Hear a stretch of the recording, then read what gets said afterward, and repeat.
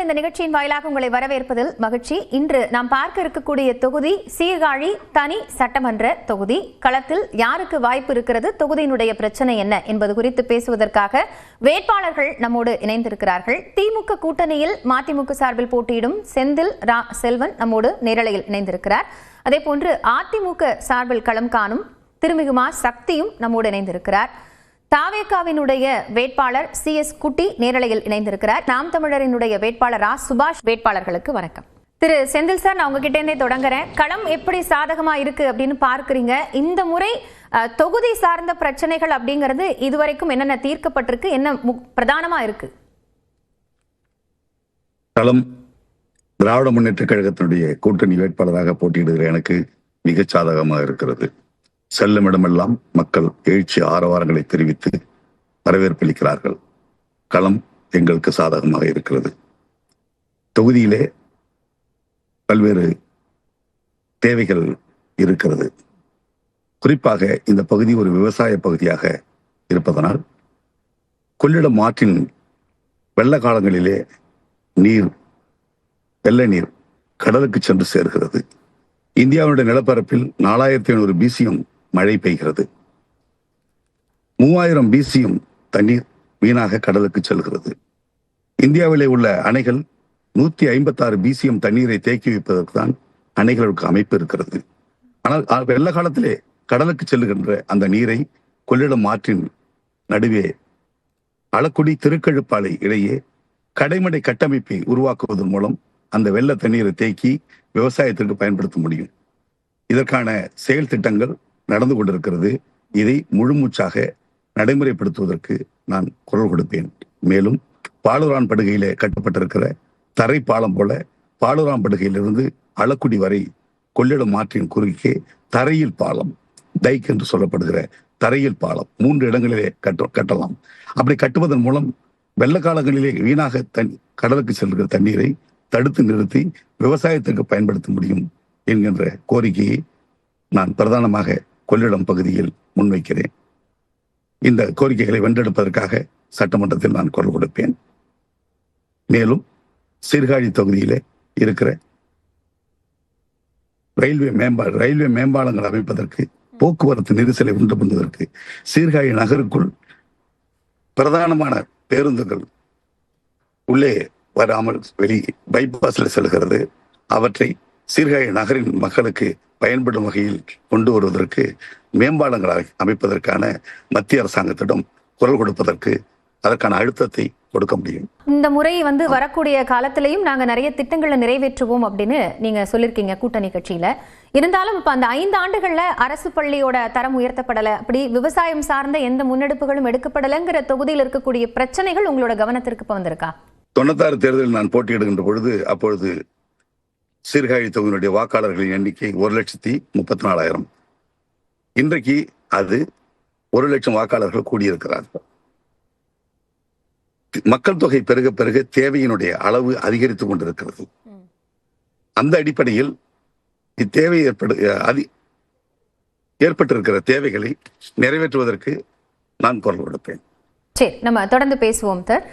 திருமிகு சக்தி, அதிமுக ஏற்கனவே 6 முறை வென்ற ஒரு தொகுதி, அதிமுகவிற்கும் பலம் இருக்கக்கூடிய ஒரு தொகுதியா சீர்காழி இருக்கு. இருந்தாலும் இப்போ பெண் வாக்காளர்களோட எண்ணிக்கை பார்த்தீங்கன்னா இந்த முறை கூடுதலாக இருக்கிறது, 1,20,000. அப்ப பெண் வாக்காளர்களை மையப்படுத்தி அவங்க தான் தீர்மானிக்கக்கூடிய சக்தியா இருக்காங்க இந்த தொகுதியிலன்னு பார்க்க முடிகிறது. அதிமுகவிற்கு எப்படி வெற்றி வாய்ப்பு இருக்கு? யாருடைய வாக்கு சதவீதத்தை அதிமுக கவரப்போகுதுன்னு நினைக்கிறீங்க? சீர்காழி சட்டமன்ற தொகுதியில் 10 ஆண்டுகளும் தொடர்ந்து அனைத்து இந்திய அண்ணா திராவிட முன்னேற்ற கழகத்தினுடைய ஆட்சி இந்த சீர்காழி தொகுதியை மிகப்பெரிய ஒரு அசுர வளர்ச்சி கொண்டு வந்திருக்கின்றோம். எங்களுடைய புரட்சி தலைவி அம்மா அவர்களுடைய ஆட்சி காலத்திலும் சரி, அதன் பிறகு எங்களுடைய புரட்சி தமிழ் அண்ணன் எடப்பாடியார் அவர்களுடைய ஆட்சி காலத்திலும் சரி தொகுதிக்கான எல்லா வளர்ச்சி பணிகளையும் கொடுத்துருக்கின்றோம். நம்ம புத்தூரில் கூட கலைக்கல்லூரியை கொண்டு வந்து அதுக்கு கட்டிட வசதி கொடுத்து ஏழை எளிய பிற்படுத்தப்பட்ட ஒடுக்கப்பட்ட சமூகத்து மாணவிகள் படிப்பதற்கான பெரிய வசதியை அனைத்து இந்திய அண்ணா திராவிட முன்னேற்ற கழகத்தினுடைய ஆட்சி புரட்சி தமிழர் எடப்பாடியார் ஏற்படுத்தி கொடுத்திருக்கின்றார். அந்த அடிப்படையில் மீண்டும் 2011-16 இந்த தொகுதியினுடைய பெண் வேட்பாளராக போட்டியிட்டு ஏறத்தாழ 28,000 வாக்குகள் வித்தியாசத்தில் அன்று வெற்றி பெற்று ஒரு பெண் முதல் சட்டமன்ற உறுப்பினர் என்ற ஒரு அங்கீகாரத்தை அனைத்து இந்திய அண்ணா திராவிட முன்னேற்ற கழகம் பெற்றிருந்தது. அந்த அடிப்படையில் மீண்டும் களத்தில் போட்டியிட்டு நான் மக்களை சந்தித்து வாக்கு சேகரிக்கின்ற பொழுது எனக்கு ஒரு பெருவாரியான வரவேற்பை, நீங்கள் சொன்னது போல பெண் வாக்காளர்களுடைய எண்ணிக்கை சதவீதம் அதிகமாக உள்ள ஒரு தொகுதி சீர்காழி சட்டமன்ற தொகுதி. பெருவாரியான தாய்மார்கள் எல்லோருமே பொதுமக்கள் அனைவரும் நல்ல ஒரு வரவேற்பு கொடுக்கின்றார்கள். வெற்றி வாய்ப்பு எங்களை நோக்கி வந்து கொண்டு இருக்கின்றது. செல்லுகின்ற இடையெல்லாம் மக்கள் கோரிக்கையும் கடந்த 5 ஆண்டு காலம் இந்த சீர்காழி சட்டமன்ற தொகுதியில் பெருசாக எதுவும் வளர்ச்சி பணிகள் நடைபெறல. எங்கே சென்றாலும் சாலைகள் எல்லாம் குண்டு குழிகளாக இருக்கு, சாதாரண குடி தண்ணீர் பிரச்சனைகள் இருக்கு, தெருவிளக்கு பிரச்சனைகள் இருக்கு. இப்படி நிறைய பிரச்சனைகளை எங்களிடம் அவங்க முறையிடுறாங்க, கோரிக்கை வைக்கிறாங்க, கோரிக்கை மனுக்கள் கொடுக்குறாங்க. என்னிடம் கொடுத்து இதை நீங்கள் வருங்காலங்களில் வெற்றி பெற்ற பிறகு நீங்கள் இதை செஞ்சு கொடுக்கணும்னு கேட்குறாங்க. அந்த அடிப்படையில் சுனாமிக்கு பிறகு நம்மளுடைய கொள்ளிடம் பகுதியில் நம்மளுடைய கடைமடை பகுதி இது நம்ம விவசாயத்திற்கு. அப்படி இருக்கும்போது அந்த சுனாமிக்கு பிறகு இங்கே நிலத்தடி நீரினுடைய தன்மை என்பது மிகவும் பாதிக்கப்பட்டிருக்குது. அது விவசாயத்திற்காக இருந்தாலும் சரி, குடிதண்ணீருக்கான பிரச்சனையாக இருந்தாலும் பாதிக்கப்பட்டிருக்குது. அதன் அடிப்படையில் ஆலக்குடியில் ஒரு தடுப்பணை கொண்டு வந்து அந்த நிலத்தடி நீரினுடைய தன்மையை மாற்றி நிலத்தடி நீரினுடைய அந்த உயர்வை மாற்றி அமைக்கக்கூடிய ஒரு வாக்குறுதியை நாங்கள் அனைத்து இந்திய அண்ணா திராவிட முன்னேற்ற கழகத்தின் சார்பில் கொடுத்து கொண்டிருக்கின்றோம். மக்கள் கோரிக்கையாக வைக்கின்றார்கள். அதோடு மட்டுமல்லாமல் பழையார் மீன்பிடி துறைமுகத்தை விரிவாக்கம் செய்ய வேண்டும் என்று கோரிக்கை வைக்கின்றார்கள். நெல் கொள்முதல் பண்ணுவதற்கான ஏற்பாடை செய்து தர வேண்டும் விவசாயிகள் சார்பாக, விவசாய சங்கங்கள் சார்பாக எங்களிடம் கோரிக்கை வைத்திருக்கார்கள். அதுவும் நாங்கள் ஆட்சி அமைந்த பிறகு எங்களுடைய முதலமைச்சர் எடப்பாடி அவர்கள் கொண்டு சென்று செய்து கொடுப்பேன் என்ற வாக்குறுதியை மக்கள் மத்தியில், விவசாயிகள் மத்தியில் வைத்து வருகின்றேன். அதோடு மட்டுமல்லாமல் கொள்ளிடம்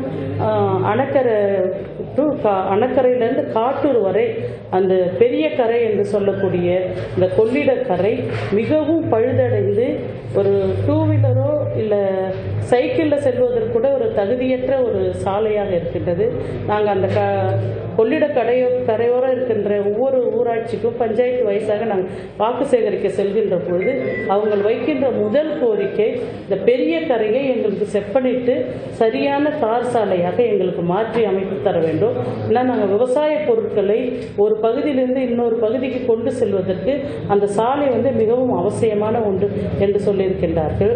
ஆனாலும் கூட அது மத்திய அரசாங்கத்தினுடைய நிதி நிலைமையை பெற்றுதான் அது செய்து தர முடியும். ஆட்சி அமைந்தவுடனே புரட்சித் தலைவர் எடப்பாடியார் நாட்டினுடைய முதலமைச்சராக ஆட்சி அறிவில் அமர்ந்தவுடன் நிச்சயமாக அவங்களுடைய கவனத்துக்கு கொண்டு சென்று மத்திய அரசினுடைய நிதியை பெற்று அதை முழுமையாக சரியான தகுதியான சாலையாக மாற்றி தருவேன் என்று மக்கள் மத்தியில், விவசாயிகள் மத்தியில் வாக்குறுதி, வாகனம் பெரிய மிக கனரக வாகனங்கள் செல்லக்கூடிய வகையில் அதை அமைத்து தருவேன் என்ற வாக்குறுதியும் கொடுத்திருக்கிறோம். ஒரு மாணவ சமுதாயத்திற்கு அனைத்து இந்திய அண்ணா திராவிட முன்னேற்ற கழகம் ஏற்கனவே அரசு கலைக்கல்லூரி கொண்டு வந்திருக்கணும்.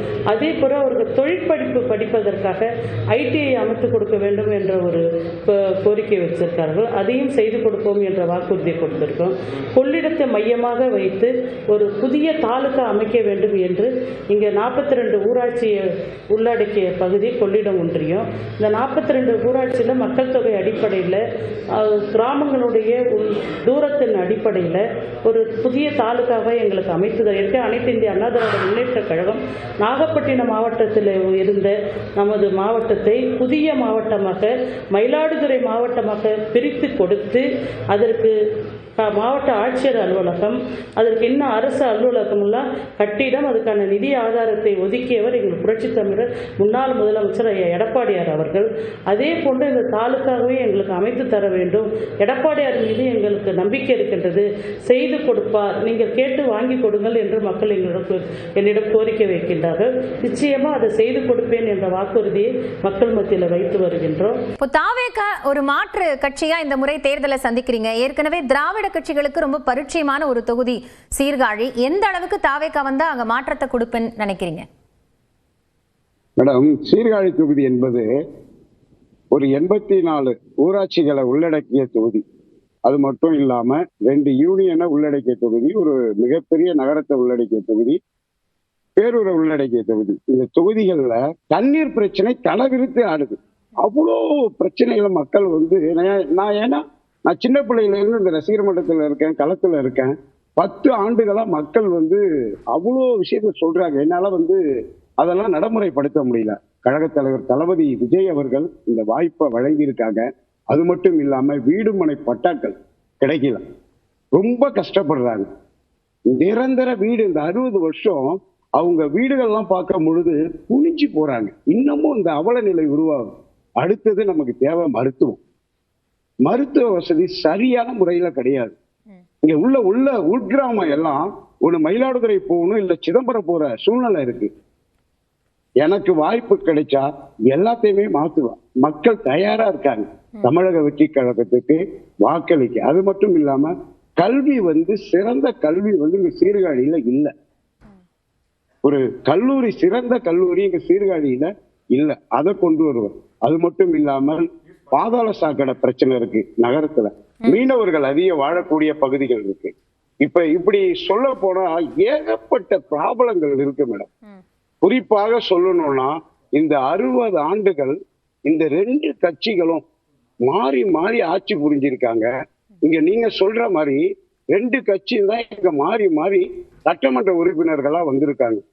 ஐயோ, அவ்வளோ கொடுமைகளை மக்கள் சொல்றாங்க. எங்களுக்கு அடிப்படை தேவைகள் எதுவுமே நிறைவேற்றவில்லை அப்படின்னு.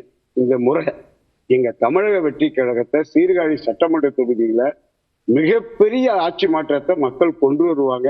ஏன்னா நாங்க ஓட்டு கேட்க போகும்பொழுது மக்கள் குடும்பமா வெளியில வந்து வரவேற்பு கொடுக்குறாங்க. அந்த ஆரவாரத்தை பார்க்கும் பொழுது அவ்வளோ சந்தோஷமா இருக்கு. இதை விட வேற என்ன மேடம் வேணும்? தளபதி மேலையும் என் மேலையும் மக்கள் நிறைய நம்பிக்கை வச்சிருக்காங்க. ஏன்னா களத்துல வந்து நான் 15 வருஷமா மக்களுக்காக நிறைய நல்லது பண்ணியிருக்கேன். எங்க கழக தோழர்களோட ஒருங்கிணைந்து அவர்கள் கொடுக்கக்கூடிய நிதியில தான் மக்களுக்காக நல்லது பண்ணியிருக்கேன். அதை மட்டுமே மக்கள்கிட்ட சொல்லி நாங்க வாக்கு சேகரிச்சுட்டு இருக்கோம். கண்டிப்பா தமிழக வெற்றி கழக ஆட்சி அமைக்கும். கழக தலைவர் அவர்கள்ட்ட பேசி இந்த சீர்காழி சட்டமன்ற தொகுதியில முக்கியமான பிரச்சனைகளா இருக்கக்கூடிய விவசாயிகள் பிரச்சனை, கடமடை பகுதி, கொள்ளிடம், அலக்குடி பகுதியை சார்ந்த ஒரு மிகப்பெரிய தடுப்பணை கட்டணும் மேடம். முதல்ல குடிநீர் பிரச்சனை வந்து உப்பு நீர் உள்ள பொழுது மிகப்பெரிய பிரச்சனை. மக்கள் வந்து அவ்வளவு கஷ்டப்படுறாங்க. தண்ணி பிடிக்கிறாங்களாம், காலையில தண்ணி பிடிச்சா அதை 10 நாளைக்கு 5 நாளைக்கு வச்சுக்கணும். இருந்த சட்டமன்ற உறுப்பினர்கள் எல்லாம் இந்த தண்ணீர் பிரச்சனை, மருத்துவ பிரச்சனை, இந்த தொழிற்கல்வி, இளைஞர்களுக்கு வேலை வாய்ப்பை உருவாக்கணும். அது இல்லாம அவங்க கஷ்டப்படுறாங்க. ஏன்னு கேட்டா நம்ம சொந்த ஊர்ல வேலை பார்க்க முடியாம அண்டை மாநிலமான பெங்களூருக்கு வேலைக்கு போறாங்க, பாண்டிச்சேரிக்கு போறாங்க, கர்நாடகா போறாங்க. இப்படி அண்டைய மாநிலங்களுக்கு நம்ம இளைஞர்கள் வந்து வேலை வாய்ப்பை தேடி வெளியூருக்கு போயிடுறாங்க. நம்ம தமிழ்நாட்டுல எவ்வளவு ப்ராப்ளங்கள் இருந்தாலும் இந்த சீர்காழி சட்டமன்ற தொகுதியில நிறைய பிரச்சனைகள் இருக்கு. அதுல முக்கியமா 5 பிரச்சனைகளை தீர்த்தாலே மிகப்பெரிய தலைவிருத்தி ஆடும். இந்த பிரச்சனைகளுக்கெல்லாம் தீர்வு கிடைக்கும். நான் வந்தா இந்த பிரச்சனைகளுக்கு இந்த தீர்வெல்லாம் கொடுப்பேன்னு சொல்லிருக்கீங்க. நம்ம பேசலாம் கோபி குட்டி. இப்போ நாம் தமிழரினுடைய வேட்பாளர் திரு ரா சுபாஷும் நம்மோடு இணைந்திருக்கிறார். வணக்கம் சுபாஷ், வாழ்த்துக்கள் உங்களுக்கும். களத்துல யார் யாருக்கு வாய்ப்பு இருக்கு அப்படிங்கறதையும் என்ன பிரச்சனைகள் இருக்குங்கிறதையும் வேட்பாளர்கள் பட்டியலிட்டு இருக்காங்க. நாம் தமிழருக்கு எந்த அளவுக்கு மக்கள் கிட்ட வரவேற்பு இருக்குன்னு நினைக்கிறீங்க? ஏன் இந்த முறை நாம் தமிழரை மக்கள் தேர்வு செய்யணும்? அந்த இடத்துல பாத்தீங்கன்னா நாம் தமிழர் கட்சி மற்ற கட்சிகளுக்கு இந்த மாற்றம் நினைக்கிறீங்க, என்ன வரவேற்பு இருக்குது அப்படின்னு நினைக்கிறீங்க? இங்க வந்து 12 காலமாக தாழ்ந்து வீழ்ந்து கிடக்கிற இந்த தமிழ் தேசிய இனத்தினுடைய விடுதலைக்காக நிற்கிறோம். நீங்க நாங்க பாத்தீங்கன்னா பல இடத்துல மக்களை சந்திக்கிறோம். இந்த இருவரும் திராவிட கட்சிகளை எப்படா விரட்டலாம் அப்படின்னு மக்கள் பெருமளவுல சிந்திச்சுட்டு இருக்காங்க. பாத்தீங்கன்னா பல இடத்துல குடிக்க தண்ணி கிடையாது. இன்னைக்கு பாத்தீங்கன்னா நம்ம திருமலவாசி ஊராட்சியில ராதநல்லூர்னு ஒரு இடத்துல 4 நாளைக்கு ஒரு வாட்டி தான்மா தண்ணி வருது. நாங்க ஓட்டு கேட்டு போகும்போது, அம்மா எங்களுக்கு குடிக்க தண்ணி கொடுங்கம்மா, எங்களுக்கு தண்ணி தாகமா இருக்குது, எங்களுக்கு தண்ணி கொடுங்கம்மா அப்படின்னு கேட்கறது கூட எங்களுக்கு வாய் கூச்சுது. ஒரு நாளைக்கு பாத்தீங்கன்னா தண்ணியே வராது. 4 நாளைக்கு ஒரு தண்ணி வருது. ஒரு குடத்தை வச்சுட்டு தான் இன்னைக்கு மக்கள் வாழுறாங்க. இன்னைக்கு பாத்தீங்கன்னா குடிக்க தண்ணி இல்ல, நடக்க சாலை இல்ல. இன்னைக்கு இருவரும் திராவிட கட்சிக்கு ஜெயிச்சு போன எம்எல்ஏவோட வீட்டை ஒரு வாட்டி பாருங்க, நாங்கள் வாழுகிற இந்த ரோட்டை ஒரு வாட்டி பாருங்க, இந்த ரோட்டை பாருங்க, ஜெயிச்சு போன எம்எல்ஏவோட வீட்டை ஒரு வாட்டி பாருங்க. பல எம்எல்ஏகள் வாழுறாங்க. மக்கள் நாங்க அப்படியா வாழுறோம்? குடிக்க தண்ணி இல்லாம, நடக்க சாலை இல்லாம. இன்னைக்கு பாத்தீங்கன்னா நம்ம மீனவர் கிராமத்துல இடத்துல ஒரு இடத்துல பாத்தீங்கன்னா பச்சை பிள்ளைங்க குடிக்கிற தண்ணி ரொம்ப நாள் எடுத்து வச்சிருந்தாங்க கையில. பாத்தீங்கன்னா எந்த கலர்ல இருக்குன்னு தெரியாது. அதுதாங்க பள்ளியோட பிள்ளைங்கள் குடிக்கிறாங்க இந்த வரைக்கும். அந்த அளவுக்கு ஒரு அவல நிலை தான் தலைக்கு நிற்கிறது. இருவரும் திராவிட கட்சிகள் மாறி மாறி வாக்கு செலுத்துறாங்க. வீட்டுல சின்னத்தை வரிகிறாங்கம்மா. இந்த சின்னம் அந்த சின்னம், அந்த சின்னம் இந்த சின்னம் மட்டும் வரிகிறாங்க. ஆனால் வீட்டுல போட்டிருக்க தார்பாய் என்ன வரைக்கும் மாத்த முடியல. நாங்கள் பார்த்தவர்கள 90% வீடு தார்பா போட்ட வீடு தான் இருக்கு. ஒரு பாட்டை கூட சொல்லுவாங்க, நீல வண்ண கூரை இல்லாத நிலம் இங்கு ஏதுன்னு. ஆனா நீல வண்ண தார்பா இல்லாத வீடே அங்க கிடையாது. அந்த அளவுக்கு அவல நிலை தான் வாழ்ந்துட்டு இருக்காங்க. 28 வயதுல ஒரு படித்த பட்டதாரியாக நிற்கிறேன். நீங்க கேட்கலாம், நீங்க ஏதாவது செஞ்சிருக்கீங்களா அப்படின்னு கேட்கலாம். நாங்கள் 6 ஆண்டுகளுக்கு மேலாக நாம் தமிழர் கட்சியின் சார்பாக திருவேன்காடு மண்ணிலே அனைவருக்கும் சுத்தமான தரமான தூய குடிநீரை நாம் தமிழர் கட்சியின் சார்பாக தினந்தோறும் 20,000 லிட்டர் இலவசமாக கொடுத்து இந்த மண்ணிலே நாங்கள் ஆட்சி செய்கிறோம். சொல்ல செயல் என்று செய்து காட்டிக்கொண்டு அரசியல் செய்கிற ஒரு கட்சி நாம் தமிழர் கட்சி. வேட்பாளராக 28 வயதில் ஒரு படித்த பட்டதாரி நிற்கின்ற இந்த சுபாஷ் பனைமரங்கள் வெட்டும் போது தடுத்து நிறுத்திருக்கிறேன். எங்க இருக்க ஒரே ஒரு இடத்துல தண்ணி இருந்துச்சு, 8 இடத்துல தண்ணி வாங்கி கொடுத்து விடுதலைக்காக நின்று இருக்கேன். மக்கள் எங்கெங்கெல்லாம் ஒடுக்கப்படுகிறார்களோ அத்தனை இடத்துல நின்று இருக்கிறேன். அதனால மக்கள் பெருமளவில் நம்மளுக்கு வாய்ப்பு கொடுக்குறாங்க. நம்மளே அறிஞ்சும் போது நாங்க போகும்போது நீங்க ஆரத்தி எடுத்து வரவேற்கு நம்ம தான் அரசியல்வாதி தான் காசு கொடுத்து நீங்க பாத்துருக்கீங்க. ஆனா ஆரத்தி எடுத்து எங்களுக்கு காசு கொடுத்து செலவுக்கு வச்சுக்கப்பா, சாப்பாடு செலவுக்கு வச்சுக்கப்பா, எங்களால வச்சுக்கப்பா அப்படின்னு சொல்லிட்டு எங்களுக்கு உதவி பண்றதை நம்மள பார்க்க முடியுது. மக்களுடைய பேர் அன்புக்கு இந்த இடத்துல நாங்கள் நன்றி தெரிவித்துக் கொடுக்கிறோம். கேவரோடை போன்ற கிராமத்துல வேட்டமோடு ஊராட்சியில மண் எடுக்கிறாங்க.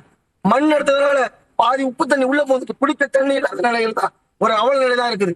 பேசி பேசி பேசி பேசி என் தொண்டை வறண்ட போதும் என் நிலம் வறண்டு விடக் கூடாது என்று நிற்கின்ற இந்த சீமானின் தம்பி சுபாஷ் ஆகிய எனக்கு இந்த ஏற்கனவே ஏந்திய விவசாய சின்னத்துல ஒரு முறை வாக்கு சொல்லுங்க, வாக்கு செலுத்த சொல்லுங்க. திருட மாட்டேன், போய் சொல்ல மாட்டேன். இந்த மண்ணின் விடுதலைக்காக உழைக்கின்ற மகத்தான பிள்ளை எனக்கு. நீங்கள் ஏற்கனவே ஏந்த விவசாய சின்னத்துல வாக்கு செலுத்துங்க. திரு செந்தில் சார், இப்போ இருக்கக்கூடிய பிரச்சனைகளை வேட்பாளர்கள் பட்டியலிட்டு இருக்காங்க. நீங்க கூட உங்களுடைய பரப்புரையில பிரதானமா கொள்ளிடம் ஆற்றின் குறுக்கே தடுப்பணை அப்படிங்கறதையும் முன்வச்சு பரப்புரை செய்றீங்க. இப்போ இந்த மாதிரி குடிநீர் தட்டுப்பாடு, சாலை வசதி அப்படிங்கிற அடிப்படை பிரச்சனைகளே தொகுதிகளில் தீர்க்கப்படலை அப்படிங்கிற குறைகளை எப்படி நீங்க ஹேண்டில் பண்ண போறீங்க? குடிநீர் தட்டுப்பாடு என்பது மயிலாடுதுறை மாவட்டமே நிலத்தடி நீர் கண்டாமினேட்டட் வாட்டர் அப்படின்னு சொல்லி அறிவிச்சிருக்கிறாங்க. இங்க குடிநீர், நிலத்தடி நீர் இங்க பாதிக்கப்பட்டிருக்குது. அதுக்கு மாற்று நடவடிக்கைகளை தான் நம்ம மேற்கொள்ளணும். இல்ல அது ஏன் கடந்த காலங்கள்ல செய்யப்படலை அப்படிங்கிற ஒரு கேள்வி இருக்கும் இல்லையா? அப்ப நீங்க மக்களை போய் பார்க்கும்போது கூட இந்த பிரச்சனைகள் கடந்த 5 ஆண்டுகள்ல எங்களுக்கு சரி செய்யப்படலை அப்படிங்கறது சொல்லப்படும். எல்லா பிரச்சனைகளுக்கும் உடனடியா தீர்வு காண முடியாதுங்கிற நிதர்சனத்தை நானும் புரிஞ்சுக்கிறேன். ஆனா அந்த பிரச்சனைகளை சொல்லும் போது அதுக்கு என்ன நம்ம நடவடிக்கை எடுத்திருக்கோம் இது வரைக்கும்? ஒட்டுமொத்தமாக எல்லா இடத்திலுமே குடிநீர் பிரச்சனை இருக்கிறது என்ற நிலை இல்லை. குடிநீர் பிரச்சனை உள்ள இடங்களும் இருக்கிறது. திருமிகு சக்தி, இப்போ அதிமுகவிற்கு ஒரு பலமான இடமா இருக்கு, பெண்களோட ஆதரவு, குறிப்பா பெண் வேட்பாளர் அப்படிங்கறதுனால எனக்கு நிறைய இருக்குன்னு சொல்லியிருந்தீங்க. இப்போ பிரச்சனைகள் அப்படிங்கறத பட்டியலிட்டு இருக்கீங்க. ஆனா கடந்த 10 ஆண்டுகளுக்கு முன்பு அதிமுகவும் அந்த தொகுதியில ஆட்சி செய்த ஒரு பகுதி தான். அப்படி இருக்கும்போது நிறைய வளர்ச்சி பணிகள் இன்னும் செய்யப்படாம இருக்கு. அடிப்படை தேவைகளை, குடிநீர் சாலை போன்ற அடிப்படை தேவைகளையே மக்கள் இன்னும் பெறாத ஒரு நிலையில இருக்குன்னு நாம் தமிழரும் தாவேக்கவும் சொல்றாங்க. அதை மறுத்துட்டு கடக்க முடியுமா? தேர்தல் அங்கே போட்டியாளர்களா இருக்கிற எல்லாருக்குமே தெரியும். களத்தில் இருக்கிற மற்ற போட்டியாளர்கள் அவங்களும் தேர்தல் களத்தில் சென்று வாகனத்தில் சென்று வாக்கு சேகரிச்சிருப்பாங்க. அந்த வாகனத்தில் செல்வதற்கு தகுதியான சாலையாவே இல்லை. அது மிகவும் மோசமான சாலைகள். அந்த குன்னம் இந்த சைடில் போனீங்கன்னா ரொம்ப பழுதடைந்த சீர்காழி பகுதியில் போனால் ரொம்ப மோசமான சாலைகள்லாம் இருக்குது. அதெல்லாம் இப்போ நாங்கள் கண்டிப்பாக அந்த எங்களுடைய அதிமுக ஆட்சி அமைஞ்ச உடனடியாக எங்களுடைய எடப்பாடியாருடைய முதலமைச்சருடைய கவனத்துக்கு எடுத்து சென்று உடனடியாக செய்ய வேண்டிய பணிகளில் மிக மிக முக்கியமான பணி அனைத்து கிராமங்களிலும் தார் சாலைகளை செப்பனிடக்கூடிய பணி. இந்த குடித்தண்ணீர் பிரச்சனை என்பது தீர்க்கப்பட வேண்டிய ஒரு பிரச்சனை தொகுதியில். ஏன்னா நான் ஒரு பெண் சட்டமன்ற உறுப்பினர் வேட்பாளராக இருப்பதுனா பெண்களுடைய அந்த கஷ்டம் என்ன என்பதை என்னால் உணர முடியும். அவங்க சொல்றாங்க ஒரு அடிப்படை அத்தியாவசிய தேவை குடித்தண்ணீர் பிரச்சனை. அந்த குடித்தண்ணீர் பிரச்சனை கொண்டு வருவதற்கு ஒரு நிரந்தரமான தீர்வு நாங்கள் அதிமுக ஆட்சி காலத்தில் மிகப்பெரிய முயற்சிலாம் பண்ணி இந்த குடிநீர் பிரச்சனை பெரிய அளவில் இருந்தது. அந்த சதவீதத்தை நாங்கள் குறைச்சிருக்கோம். நானும் சரி, எனக்கு பிறகு இருந்த அதிமுக சட்டமன்ற உறுப்பினரும் சரி, அதை குறைச்சிருக்கிறோம். அதை கொண்டு வர்றது குடிநீர் தட்டுப்பாடை தீர்ப்பதற்கான எல்லா முயற்சி நாங்கள் எடுத்திருக்கிறோம். அதற்கு பிறகு வந்த ஆட்சியாளர்கள் தான் அதை அப்படியே விட்டுட்டாங்க, அப்படியே இருந்துருச்சு. அதுக்கான ஒரு நிரந்தர தீர்வு அவங்க கொண்டு வரல. பல கிராமங்களை அப்படியே விட்டுட்டாங்க. பல அதிமுக வந்தால் அந்த திட்டங்களை எல்லாம் மீண்டும் செயல்பாட்டிற்கு கொண்டு வரும். இப்ப எங்கள்கிட்ட மக்கள் வந்து கேட்கிறாங்க,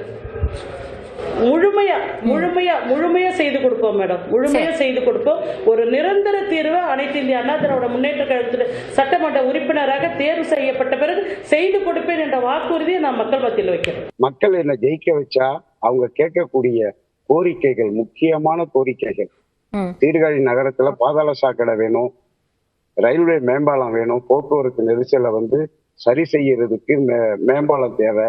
அது மாதிரி இந்த கொள்ளிடம் சுத்தி உள்ள ஒரு 25 கிராமங்களுக்கு தண்ணீர் வேணும்.